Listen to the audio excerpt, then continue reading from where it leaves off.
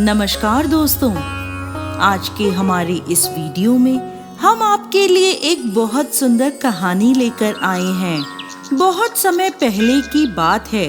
एक साहूकार केदारनाथ की यात्रा से वापस अपने घर की ओर लौट रहे थे। रास्ते में अचानक उन्हें पता चला कि उनके पैसे कहीं गिर गए हैं। अभी उनका घर बहुत दूर था। बिना पैसों के घर तक पहुंचना असंभव था और अब वह घर जाएं तो कैसे। उन्होंने कई लोगों से मदद मांगी, परंतु किसी ने भी उनकी मदद नहीं करी।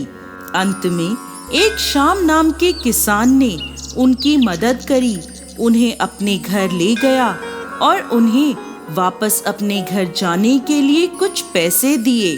उन साहूकार ने श्याम से कहा कि अपने घर लौटते ही वो उसके सारे पैसे वापस लौटा देंगे। अब वह साहूकार अपने घर की ओर रवाना हो गए। इस बात को काफी समय बीत गया।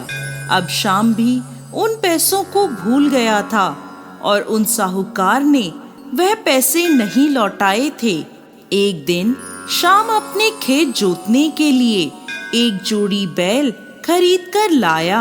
उन बैलों को लाते ही श्याम के घर में खुशहाली छा गई। वह बैलों से अपने खेत जोतता और उसके खेतों में बहुत अच्छी फसल होती। लेकिन ये खुशहाली बहुत समय तक नहीं चली। एक दिन खेत जोतते समय श्याम का बायां बैल गिर गया और उसकी मौत हो गई। अब श्याम उस बाएं बैल की जगह दूसरा बैल खरीदने का जुगाड़ करने लगा। उसने एक नया बैल खरीदा, लेकिन इस जोड़ी में पहले वाली बात नहीं रह गई थी। नया बैल पुराने बैल की तुलना में ज्यादा जवान था। पुराना बैल धीरे धीरे बूढ़ा होने लगा। कमजोरी से वह खेत भी नहीं जोत पा रहा था। धीरे धीरे वो बीमार पड़ गया। इसी बीच एक दिन एक व्यक्ति श्याम के घर आया और बोला, भैया, क्या तुम्हारा नाम श्याम है? श्याम बोला, हाँ, मेरा ही नाम श्याम है। फिर वह व्यक्ति बोला, क्या काफी समय पहले किसी मुसाफिर ने तुमसे कुछ पैसे उधार लिए थे? तो श्याम बोला, हाँ, लिए थे, लेकिन मैं तो भूल भी गया था। केदारनाथ से लौटते समय उनके पैसे कहीं खो गए थे। मैंने उनकी मदद करी थी। तब वह व्यक्ति बोला, मैं उसी यात्री का बेटा हूँ। केदारनाथ से लौटने के तुरंत बाद मेरे पिता की मृत्यु हो गई थी। मृत्यु के समय वो कुछ कहने की कोशिश कर रहे थे, परंतु कह नहीं पाए थे।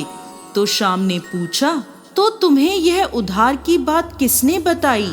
तब वह व्यक्ति बोला, कुछ दिनों पहले मेरे सपने में पिताजी आए और बोले कि उन्होंने श्याम नाम के व्यक्ति से कुछ रुपए उधार लिए थे, किंतु वह चुका नहीं पाए और उन्होंने मुझे आपके घर का पता बताया और मुझे ये भी बताया कि इस उधार को चुकाने के लिए उन्होंने बैल के रूप में जन्म लिया है और बैल के रूप में वो आपकी सेवा कर रहे हैं और ऐसे ही उन्होंने काफी उधार चुका दिया है। अब वह बाकी का उधार भी चुकाना चाहते हैं, किंतु उनके शरीर में अब जान नहीं रह गई है। वो बीमार हैं, इसलिए उन्होंने मुझे आदेश दिया है कि बाकी बचे रुपए मैं आपको लौटा दूं, ताकि उन्हें बैल के शरीर से मुक्ति मिल सके। ऐसा कहकर उस व्यक्ति ने श्याम को बाकी के रुपए लौटा दिए। जैसे ही श्याम ने वो रुपए लिए, श्याम के बीमार बैल ने आखिरी सांसें ली। तो दोस्तों, कैसी लगी आपको आज की हमारी बैल का कर्ज कहानी? हमें कमेंट बॉक्स में लिखकर जरूर भेजिएगा और साथ ही साथ हमारे इस चैनल को सब्सक्राइब करना ना भूलें।